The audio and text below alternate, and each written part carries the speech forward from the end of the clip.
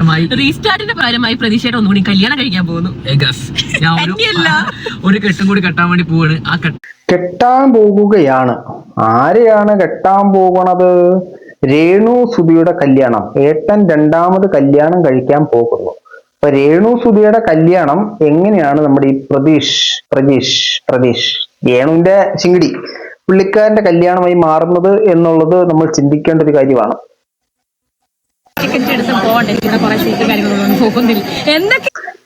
രേണു സുധി.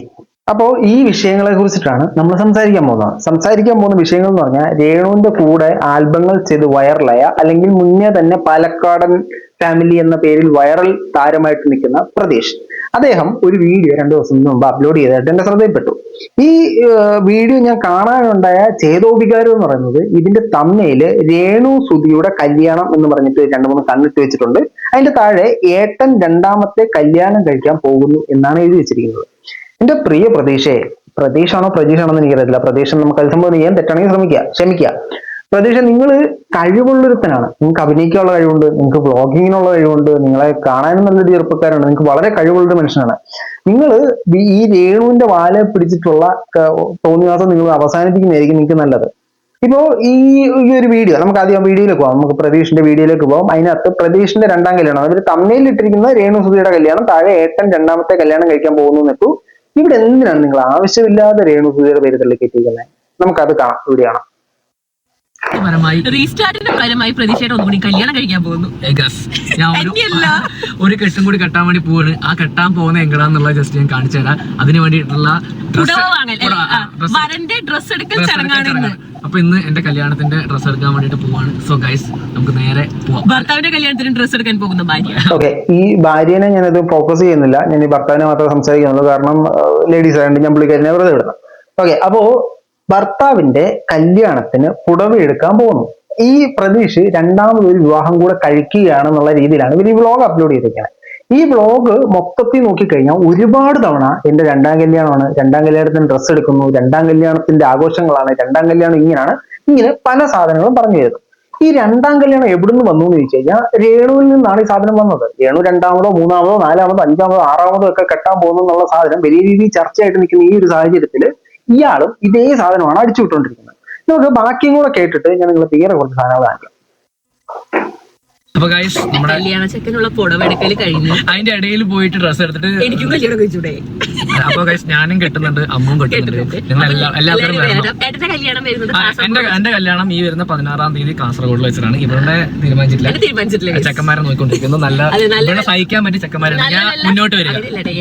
നല്ല വില ചെക്കന്മാരുണ്ടെങ്കിൽ ആലോചന സ്വീകരിക്കുന്നതാണ്. നല്ല രീതിയിൽ എനിക്ക് ബ്രാൻഡഡ് ഐറ്റംസ് മേടിച്ചു തരാൻ താല്പര്യമുള്ള ചെറുക്കന്മാരെന്നൊക്കെ പറഞ്ഞിട്ടാണ് ഇവർ സംസാരിക്കുന്നത്. അപ്പൊ ഈ വ്ളോഗിനകത്ത് ഒരുപാട് സ്ഥലത്ത് ഇവർ നമ്മൾ പറഞ്ഞ പോലെ തന്നെ രണ്ടാം വിവാഹം എന്ന് പറഞ്ഞിട്ടുണ്ട്. അതോടൊപ്പം തന്നെ പുള്ളിക്കാരന്റെ തമ്മയിലും അത് തന്നെയാണ് അടിച്ചിരിക്കുന്നത്.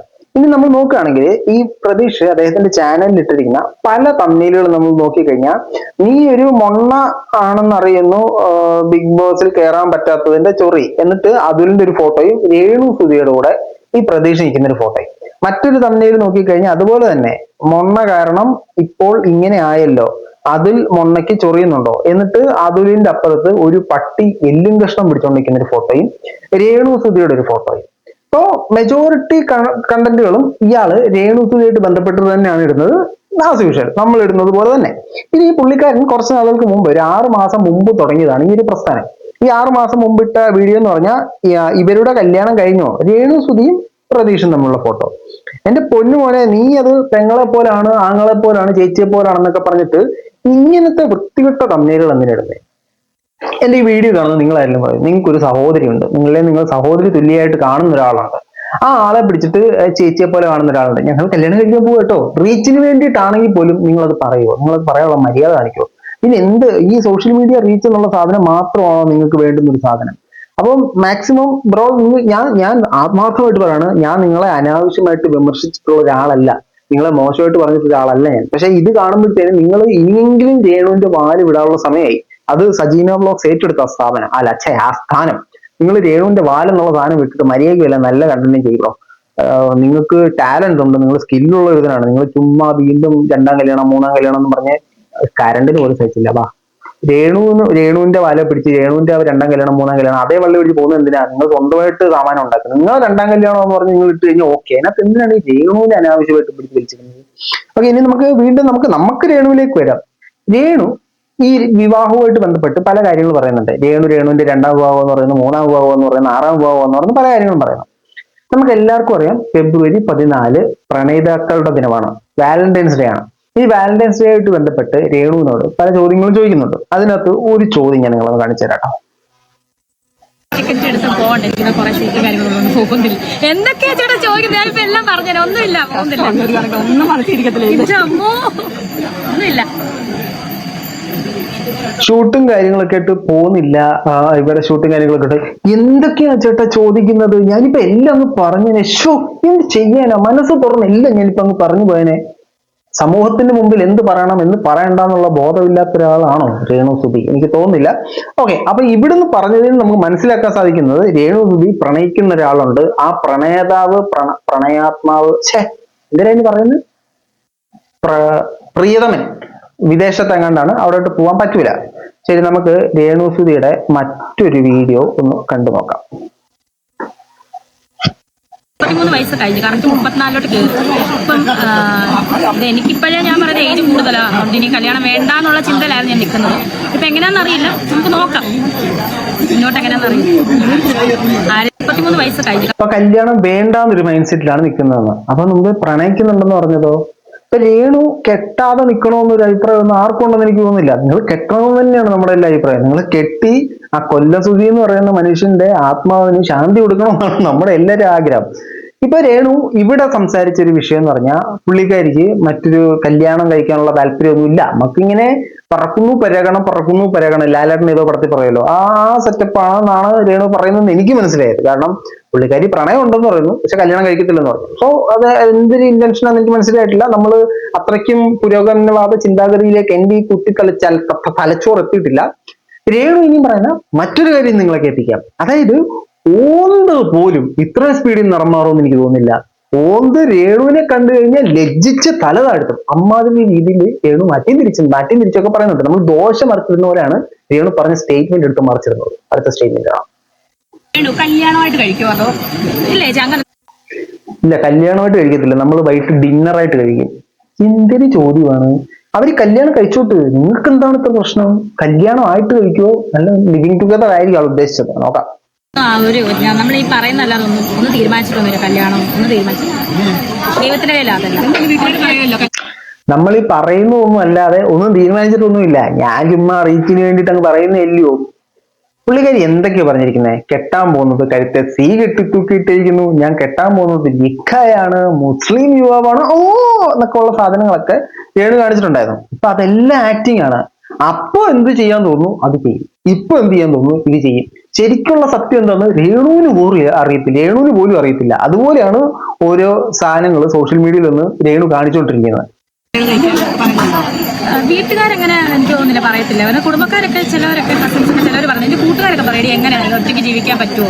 കാരണം ഇപ്പൊ ഈ ഇടയിൽ തന്നെ കണ്ടില്ല, ഒരു പ്രായമായ ഒരു ചേച്ചിയും ചേട്ടനും കല്യാണം കഴിച്ചത്. കാരണം കുറെ വർഷം കഴിയുമ്പോൾ നമുക്ക് ഒരു ആൺതുണ അല്ലെങ്കിൽ ഒരു പെണ്ണിന് ഒരു ആണ് വേണം, ഒരു ആണിന് ഒരു പെണ്ണ് വേണം. വല്ല കഞ്ഞി വെള്ളം തരണമെങ്കിൽ ആള് വേണം അല്ലേ? നമ്മൾ അന്നേരം ശ്രീലക്ഷ്മി ഇറങ്ങില് കേൾക്കണ്ട. ഇതിനകത്ത് ഒരാള് വിവാഹം കഴിക്കണോ വേണ്ടെന്നൊക്കെ ഉള്ളത് അയാളുടെ വ്യക്തിപരമായിട്ടുള്ള തീരുമാനമാണ്. അപ്പൊ നിങ്ങൾക്ക് എങ്ങനെ വേണമെങ്കിലും തീരുമാനിക്കും. നിങ്ങൾക്ക് കെട്ടണ്ടെങ്കിൽ കെട്ടണ്ട. പക്ഷെ നിങ്ങൾ മനസ്സിലാക്കേണ്ട ഒരു കാര്യം, നിങ്ങൾ മരണപ്പെട്ടു പോയ ഒരാളുടെ ഭാര്യയാണ്. കൊല്ലസുധി എന്ന് പറയുന്ന വലിയൊരു കലാകാരന്റെ ഭാര്യയാണ്. ആ കലാകാരനെ സമൂഹ മാധ്യമങ്ങളിൽ എങ്ങനെയൊക്കെ അപമാനിക്കാമോ അവഹേളിക്കാമോ അതെല്ലാം ചെയ്തൊരു വ്യക്തിത്വമാണ് നിങ്ങൾ. അയാൾക്ക് 2 മക്കളുണ്ടെന്നുള്ള കാര്യം നിങ്ങൾ ഓർക്കുക. സ്വന്തം അപ്പനെ ഇത്രയധികം അപമാനിക്കുമ്പോൾ ഈ കിച്ചുവിനെ പോലുള്ള ആൾക്കാർ ഇത് എങ്ങനെ കേട്ടോണ്ട് നിൽക്കുന്നു എനിക്ക് മനസ്സിലായിരുന്നില്ല. ഋതപ്പന് പിന്നെ അത് അറിയാനുള്ള ഒരു പക്വത ആയി കാണത്തില്ല. ഫ്യൂച്ചറിൽ ഉണ്ടാകുമ്പോഴത്തേനും പുള്ളിക്കാരൻ പറഞ്ഞോളൂ. അപ്പൊ രേണു പലയിടത്തായിട്ട് ഈ വിവാഹത്തിനെ കുറിച്ചിട്ട് പല സ്റ്റേറ്റ്മെന്റുകളാണ് പറഞ്ഞുകൊണ്ടിരിക്കുന്നത്. ആദ്യം കെട്ടുമെന്ന് പറയും, പിന്നെ കെട്ടില്ലെന്ന് പറയും, പിന്നെ പറയും വായി നോക്കത്തേ ഉള്ളെന്ന് പറയും, പിന്നെ പറയും നോക്കാൻ 2 വർഷം ഞാൻ സമയം കൊടുത്തിട്ടുണ്ടല്ലോ, 2 വർഷം കഴിയുമ്പോഴല്ലേ നമുക്ക് കെട്ടാൻ പറ്റത്തുള്ളൂ. പല സ്റ്റേറ്റ്മെന്റുകളാണ് പല സാഹചര്യത്തെ രേണു മാറിയും തിരിഞ്ഞെല്ലാം പറഞ്ഞുകൊണ്ടിരിക്കുന്നത്. ഈ രേണു കുറച്ച് ദിവസങ്ങൾക്ക് മുമ്പ് പറഞ്ഞ മറ്റൊരു സ്റ്റേറ്റ്മെന്റ് ഞാൻ നിങ്ങളെ കേൾപ്പിക്കാം. നമ്മുടെ മനസ്സിൽ എത്ര പേരോട് പ്രണയം കാണും? രേണു മനസ്സിലാക്കേണ്ട ഒരു കാര്യം, ഒരു സമയം ഒരാളോടെ നമുക്ക് പ്രണയം തോന്നത്തുള്ളൂ. പ്രണയം നമുക്ക് ഒരാളോടെ തോന്നത്തുള്ളൂ, ആത്മാർത്ഥ പ്രണയം ഒരാളോടെ തോന്നത്തുള്ളൂ. അല്ലാതെ മറ്റൊരു ലസ്റ്റ് എന്ന് പറയുന്ന സാധനം ചിലപ്പോൾ പലരോടും തോന്നിയിട്ടുണ്ടാവും. ഇല്ലെന്ന് ഞാൻ പറയുന്നില്ല. നമുക്ക് ഒരാളെ കാണുമ്പോൾ അട്രാക്ഷൻ, കൊള്ളാം, അല്ല വെച്ച് ഈ സാധനം തോന്നും, അല്ലെങ്കിൽ നല്ല ഇറക്കാൻ ആ സാധനം തോന്നും. അല്ലാതെ ഒരേ സമയം പല ആൾക്കാരോട് പ്രണയം, അതിന് പ്രണയം നല്ല പറയുന്നു, അതിന് വേറെ കുറെ പേരിലൊക്കെ പറയുന്നത്. അത് പൊതു സദസ്സിൽ പറയാൻ സാധിക്കാത്തത് മൂലം ഞാൻ ആ വേർഡ് വിഴുങ്ങിയിരിക്കുന്നു. ഇപ്പൊ തന്നെ നമുക്ക് എത്ര പേരുടെ പ്രണയം കാണും, നമ്മുടെ എല്ലാവരും മനസ്സിലായി. നിങ്ങൾക്ക് എത്ര പ്രണയമുണ്ട്? എന്റെ ഈ വീഡിയോ കാണുന്ന ആളുകൾക്ക് ഒരു സമയം എത്ര പ്രണയമുണ്ട്? നമുക്ക് എത്ര പ്രണയം? ചുമ്മാ എല്ലാത്തിനും ഇങ്ങനെ ന്യായീകരിക്കുകയാണ്. എല്ലാം രേണു പറയുന്നത് എല്ലാത്തിനും ഇങ്ങനെ ന്യായീകരിക്കുകയാണ്. ആദ്യം പറഞ്ഞ് പുള്ളിക്കാരിക്ക് അങ്ങനൊന്നും ഇല്ലെന്ന്, പിന്നെ പറഞ്ഞ് അങ്ങനെയൊക്കെ ഉണ്ടെന്ന്, പിന്നെ പറഞ്ഞ് അങ്ങനൊന്നും ഇല്ലെന്ന്, ഇപ്പൊ പറഞ്ഞ് നമുക്ക് ഒരേ സമയം പല പ്രണയങ്ങളും ഉണ്ടെന്ന്. അതാകുമ്പോൾ ആരും പ്രശ്നം ഉണ്ടാകത്തില്ല, ആർക്കും ബുദ്ധിമുട്ടുണ്ടാവില്ല.